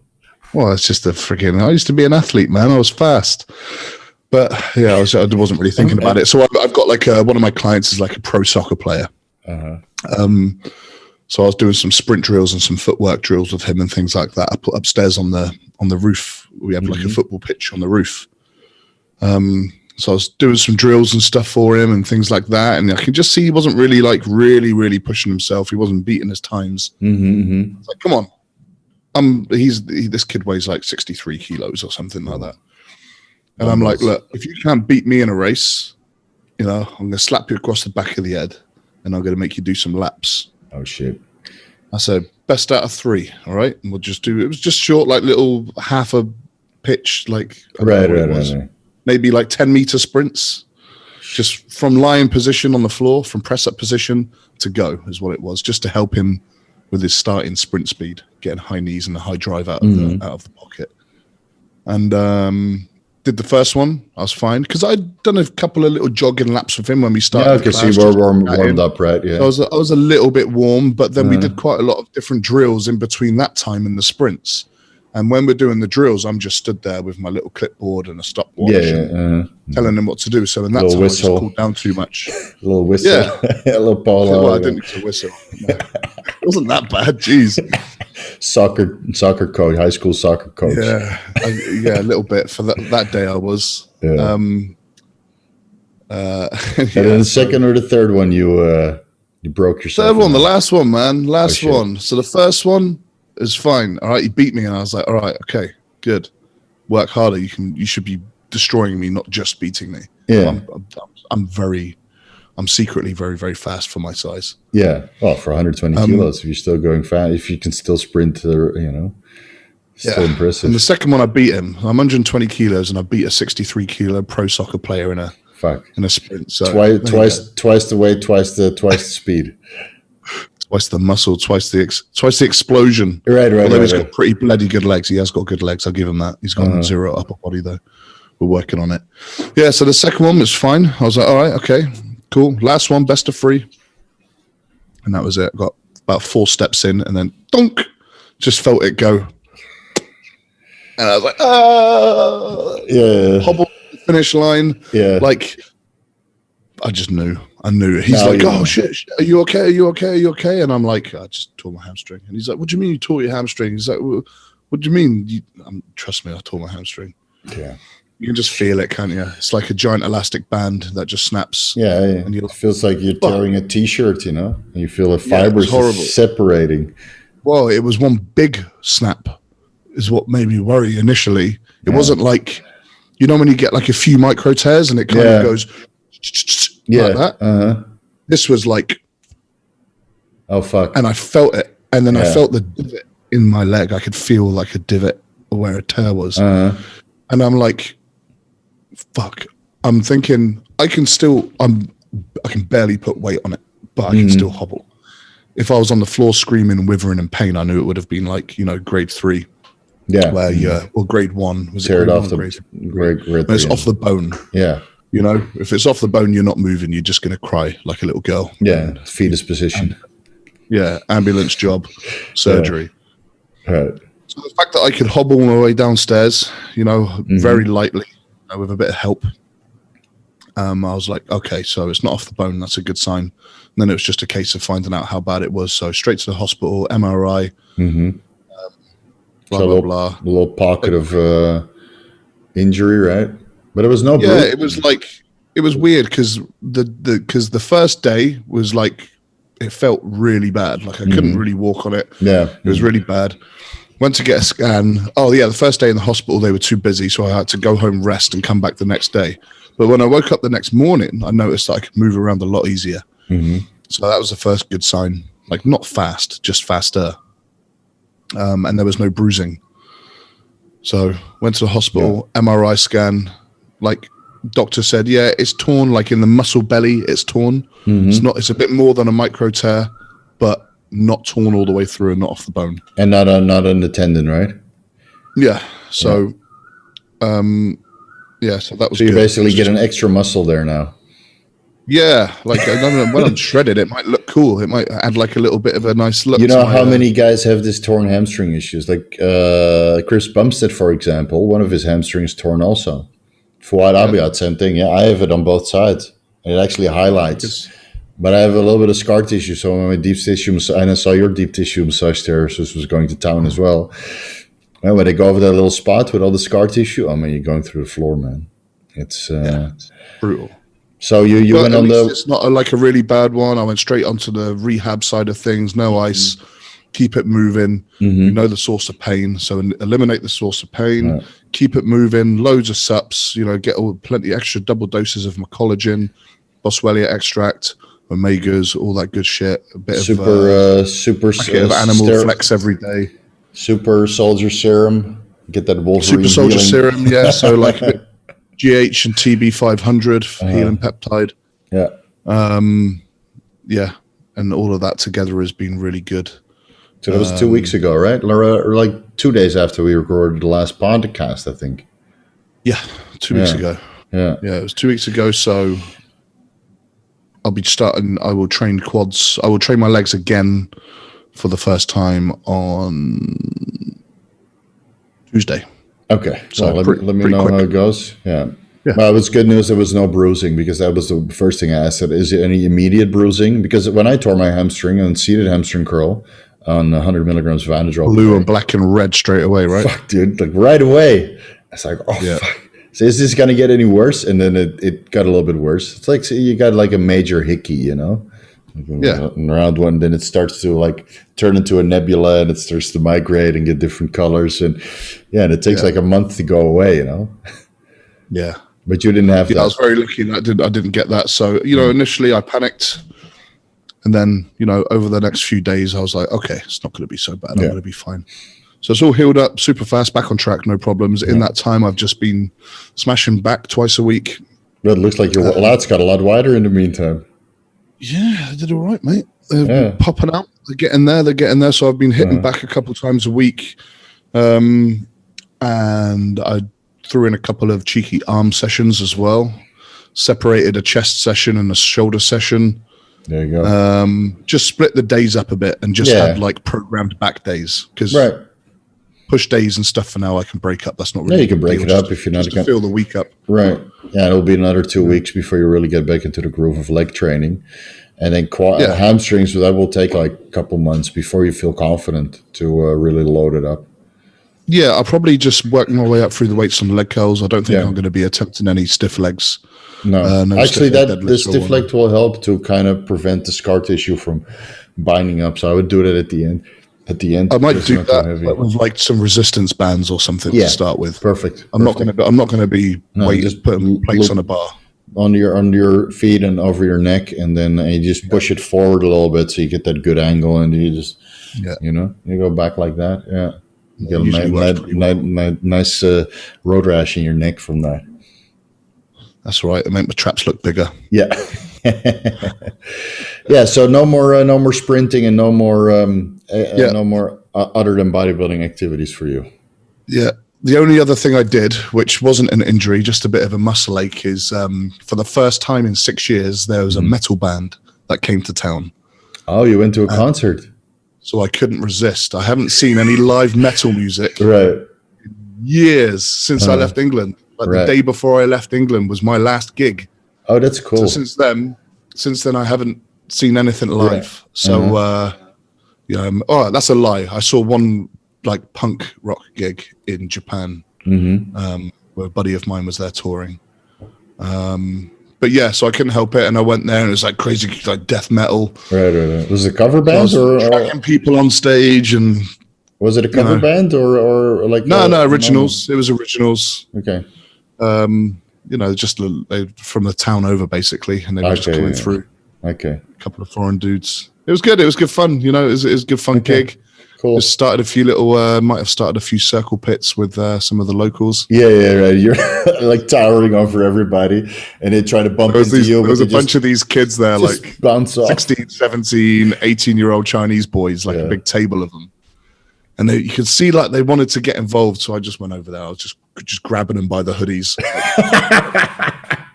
Get in there. Yeah, just getting there one by one, just throwing them in there. So we had like in this little bar, like a full circle pit going. It was hilarious. Oh, that's awesome. That's awesome. Yeah, it was good. So I did a good amount of head banging, and the next morning I was a bit like, whoa, getting a bit old for that. Yeah. But so that's freaking awesome. No more sprinting, no more head banging. I've had my fill. And how much social media, Chinese social media, did that night end up at? Because I'm sure you got recorded left and right. Everybody's looking for, look at this. Guaranteed. Look at this big Waylo, going all crazy. Guaranteed. I'm there in my kill switch engaged, sleeveless, just going nuts, and it's probably floating around on the Chinese Douyin somewhere. I'm sure. Look at this guy. It's fun though.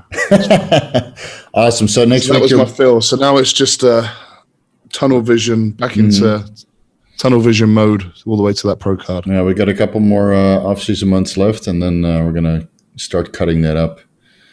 Yep. see what it looks like. Yeah, while you're holding shape very, very well. So it shouldn't be too hard and too long prep this time. Yeah, certainly not going to be like the last one. No. Where I gained 25 pounds in 5 days after the first show. Oh, I don't mind what you gain after the show. Just you have to be in shape on the show. That's the main thing.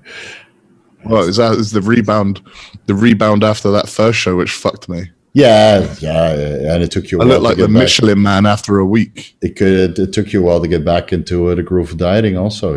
Yeah. So I could get my finger about halfway into my calf, into my shin. And this is me telling this guy to don't overdo it. Don't overdo it.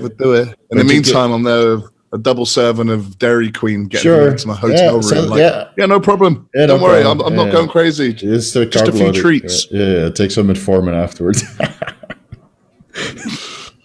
Couldn't help it. I tried to battle. We'll sort it out. Be good. I'm looking forward to dieting though, because the only really noticeable thing that always gets fat with me is my face. Actually, it's not that bad. It's not that bad. Yeah, like that, it's bad. If I do that. Yeah. Nah, it's not as bad as last time, to be fair. No. It's a little tighter. But yeah, I look way better with a little bit of a skinnier face. Of course, yeah. And you'll probably gain like 10, 15 kilos of weight in this off season. Yeah, easy. Yeah. Easy. Yeah, I was 100 kg on stage for the last show. Yeah. Should have been 95, but that's okay. Should have been 95. But I think it can get you up to 110 on stage. With the progress you made, probably 110 kilos on stage. If I'm 110 kilos on stage, then that would be a massive success, in my opinion. I'd be happy with anything. I would be happy with 105 to 110. Yeah. I think 100, but like you say, I'm still in fairly good shape. I'm not holding a massive amount of fat. No. Well, you got a full six pack and everything, so it's just a little bit of lower back fat and those cheeks need to come down. But yeah, that's about it. Yeah, we'll sort you out, man. We'll just start cruising into it at one point when we decide on a show, maybe in May, August, or September. Yeah, I'm excited. Especially after today. All I want to do is jump on stage now. Yeah, everybody's like ready to go back. I got to stay patient for another 2.5 months. Shit. That's all right. No, I'm actually really enjoying this off season. So a couple more months of just nail it, go hard, go fucking heavy. Get as much out of it as I can.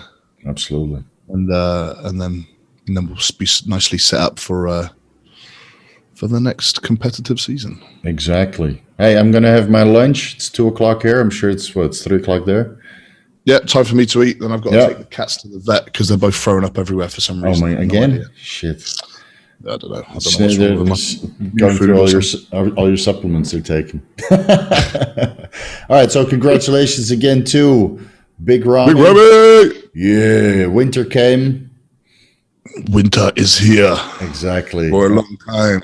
And we'll see you guys in the next Muscle Moments video. Peace out, guys. Peace out, guys. Happy Olympia Day. See ya. Ciao.